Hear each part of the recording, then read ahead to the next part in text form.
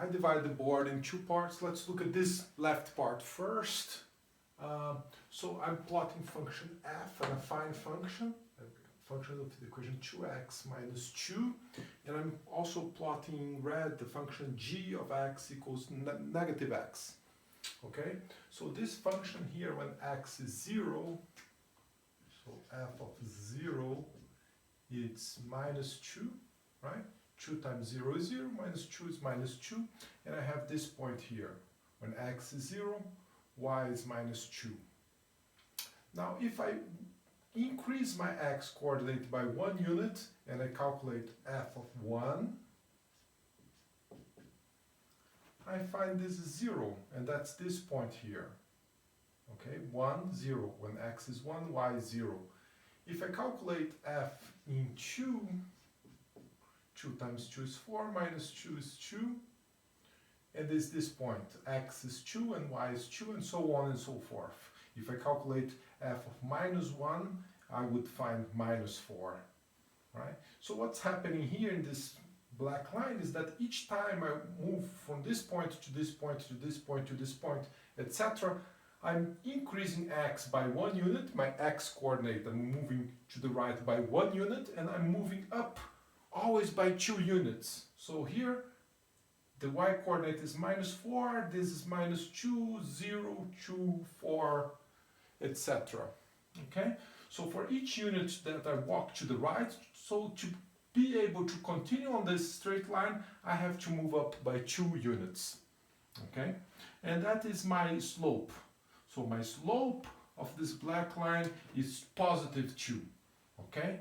It's how many units I change in the y direction each time I change in the x direction by 1 unit. Okay? So some people call rise over run. How much I rise by each unit that I run. I run means I'm moving in this x axis and rise in the vertical.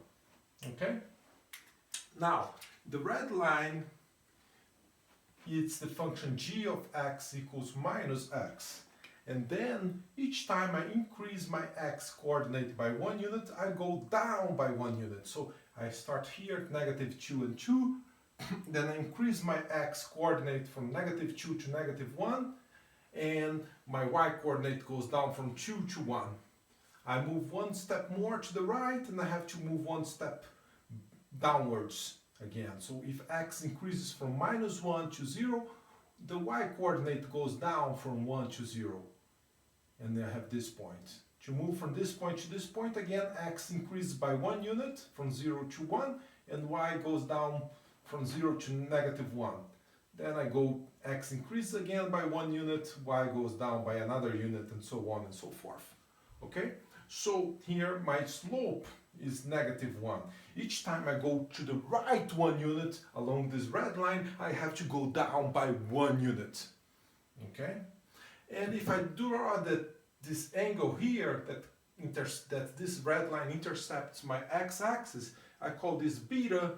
The tangent of beta is going to be the slope. Okay? So this beta is negative angle, and negative 45 degrees, actually. And each time that to be on this line, it's a decreasing function, right? When x goes up, y goes down. The black function, f function, is an increasing function. If x goes up, y goes up by 2 units. So my slope is 2. If I did the alpha is this angle here, the tangent of alpha is my slope, positive 2. Okay? So that explains the straight line. What about if I work with functions which are not straight lines? If I work with functions like this black function here with a curvy, strange graph. So the whole idea of calculus is that we're going to approximate this by a straight line locally. So it's like we zoom in really close to a point where we want to study and analyze the behavior of the function there.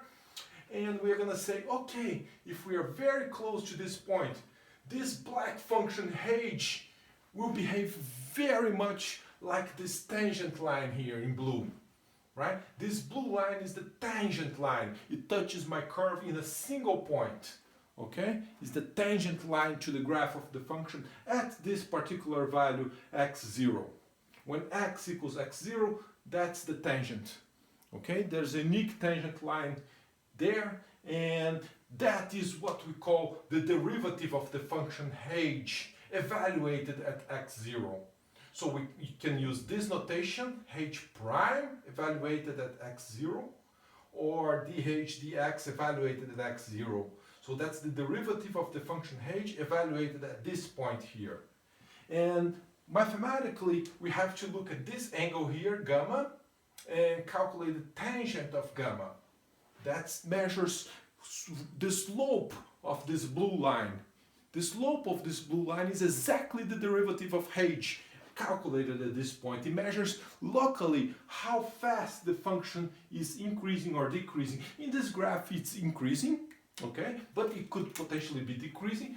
So points here the function is decreasing. If I were to draw a tangent here, it would have a negative slope, right?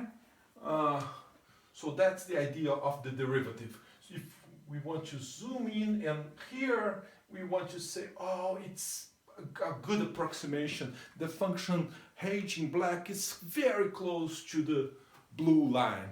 That's the whole idea of calculus, of differential calculus, to make this local approximation, and we can do that in a very large class of functions, and that's will give us the derivative. The derivative measures the instantaneous rate of change of the function around this point here. How fast the function is going up or down around this point here, right? Is the intuition. If I were to continue on this line, I would be in this situation where to move to the right by 1 unit, I have to move up by this many units here, the derivative, okay? Thanks for watching. Bye bye.